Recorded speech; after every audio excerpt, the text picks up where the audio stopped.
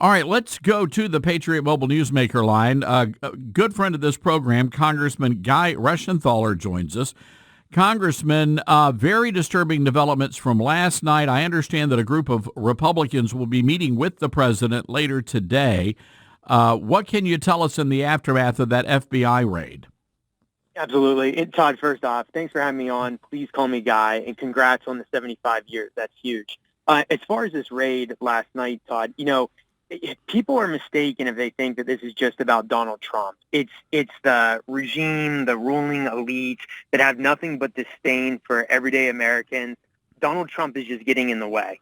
And if the FBI can do this to Donald Trump, what can they do to an everyday citizen? That's the overarching takeaway. But in terms of how this pertains to Donald Trump, it's absolutely disgusting that there weren't other means necessary to do this, to effectuate getting these documents.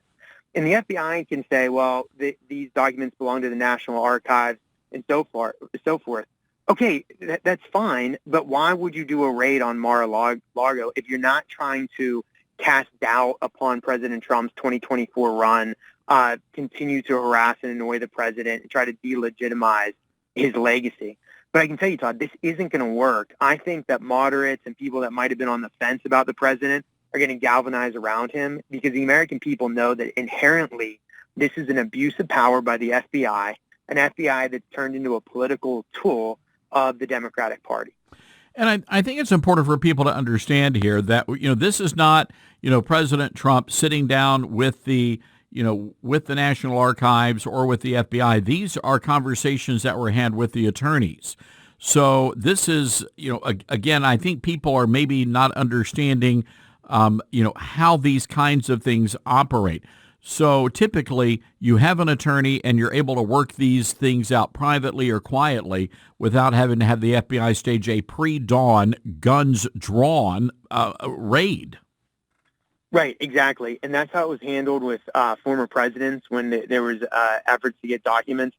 Remember when Hillary Clinton was accused of basically acid washing her hard drives, she was allowed to be present when the FBI came to get some documents with her lawyer present, from my understanding. So the fact that this was handled in such a way, like you said, pre-dawn raid, guns drawn, it goes to show that the FBI was trying to sensationalize this, get headlines, and again, cast doubt over President Trump's run in 2024. But I can tell you, if there was any doubt that this man is going to run in 2024, you have now backed him into a corner. I think the president will run again, and I think he will win again. It's going to be amazing to see how the tides turn. And I think that the FBI grossly underestimated conservatives in Congress, because I believe, after talking to so many of my colleagues, that there's one thing that everybody has in common, and that's a lack of confidence in the FBI. So get ready when we take back the House in 2022 and the Senate in 22, because there's going to be a lot of oversight, there's going to be a lot of investigation, and we need to rein in the FBI, if not totally revamp it. Yeah, I'm for the latter there. I just don't see how anything can be salvaged here. It looks to me the rot goes pretty deep there at FBI headquarters. Right, and everybody talks about, the rank and file this, the rank and file that. Where were the leaks that there was going to be a raid on Mar-a-Lago? Because if this would have been the Biden household, you can bet that somebody would have leaked that. So I'm very skeptical. I think the FBI has had a troubled history going back to when it was the Department of Investigation back in the 1920s, and of course a history of corruption, domestic spying, and so forth since the days of J. Edgar Hoover, who of course founded the FBI, turned the DI over to the FBI. But I digress.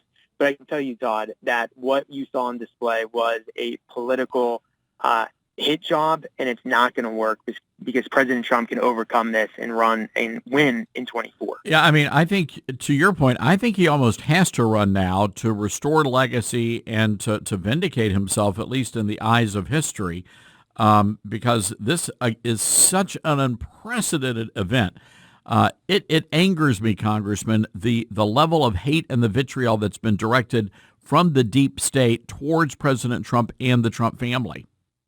Well, can I just say something? I agree with you, by the way, that he's now forced into a position of running, and I'm thankful because I think his presidency was incredibly successful, and I would love to see another 4 years of a Trump White House.